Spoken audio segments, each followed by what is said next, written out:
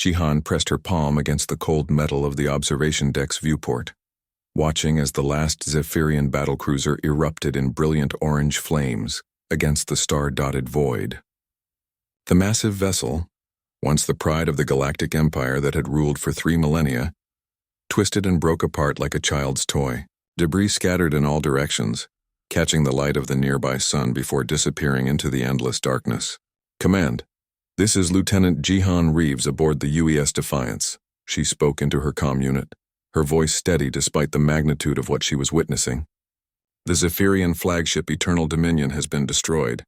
The enemy fleet is in full retreat." The response crackled through her earpiece immediately. "Copy that, Lieutenant. Outstanding work. Return to base for debriefing." Jihan allowed herself a small smile as she turned away from the viewport. 3 years ago, she had been nothing more than a mining engineer on the outer colony of Kepler 442b, living a quiet life extracting rare minerals from asteroid fields. Now she stood aboard humanity's most advanced warship, having just witnessed the fall of an empire that had once considered humans little more than primitive curiosities. The journey to this moment had been anything but simple. She remembered the day the Zephyrians had first arrived at human colonies, their sleek ships descending from the sky like metallic angels. The aliens had been magnificent to behold, tall, graceful beings with translucent skin that shimmered with bioluminescent patterns, and eyes that held the cold calculation of a species that had conquered thousands of worlds. They had come not as invaders but as collectors, seeking to add humanity to their vast empire as they had done with countless other species. The Zephyrians had made their demands clear: submit to imperial rule, surrender all military assets, and provide tribute in the form of resources and labor.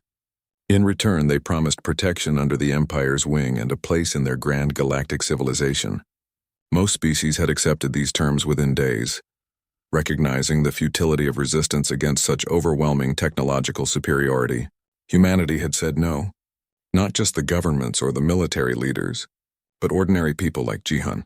Miners, farmers, teachers, shop owners. They had all looked at the Zephyrian ultimatum and collectively decided that freedom was worth more than safety. The decision had seemed almost suicidal at the time. The Zephyrian Empire commanded fleets that numbered in the millions, wielded energy weapons that could crack planets, and possessed defensive shields that had never been breached in recorded history. But humanity had something the Zephyrians had never encountered before: adaptability born from desperation. While other species had relied on gradual technological evolution over centuries, humans had compressed that timeline into months. They reverse-engineered captured Zephyrian technology with a speed that bordered on reckless, combining it with their own innovations in ways that defied conventional scientific wisdom. Where the Empire saw rigid protocols and established methods, humans saw opportunities for creative destruction. Jihan had been part of that effort from the beginning. Her background in mining had proven unexpectedly valuable when human scientists discovered that certain asteroids contained exotic matter that could disrupt Zephyrian shield harmonics. She had led expeditions into the most dangerous regions of space, dodging Imperial patrols while gathering the materials that would eventually form the core of humanity's new weapons systems. The first major victory had come at the Battle of Proxima Station. The Zephyrians had expected a quick, decisive engagement against the small human defense fleet. Instead, they had encountered ships that seemed to break the laws of physics, vessels that could phase through solid matter, weapons that ignored energy shields, and tactics that changed faster than their computers could calculate counters. Admiral Thorne had called it organized chaos, and the description had stuck. Human military doctrine became an ever-shifting maze of improvisation and innovation. No two battles were fought the same way. No pattern could be established for the enemy to exploit.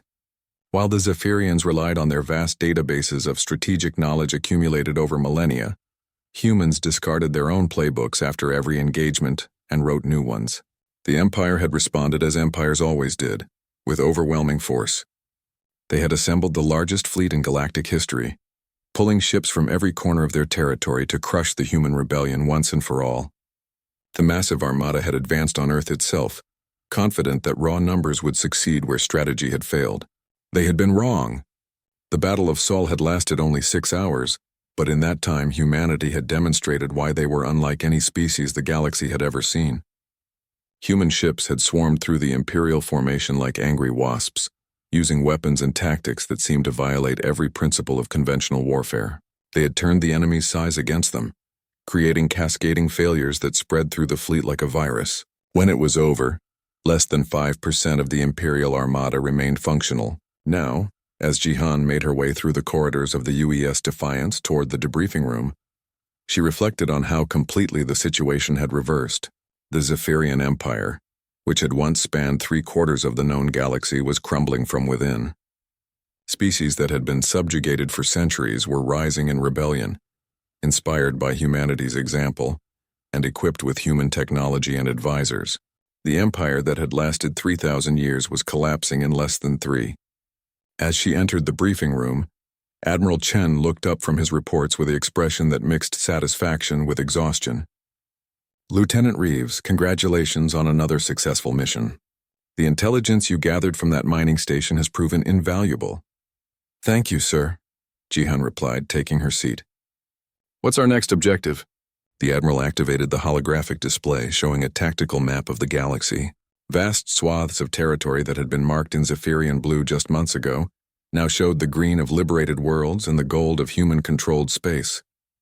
"The Zephyrian homeworld has requested a meeting," he said simply. "They want to discuss terms of surrender." Jihan stared at the display in amazement. The entire empire, thousands of worlds, billions of beings, a civilization that had seemed utterly invincible, had fallen to a species that had only achieved interstellar flight a few centuries ago. "I suppose," she said quietly, "they finally learned what humans do when someone tries to put us in chains." Admiral Chen nodded grimly. "Indeed, we break them.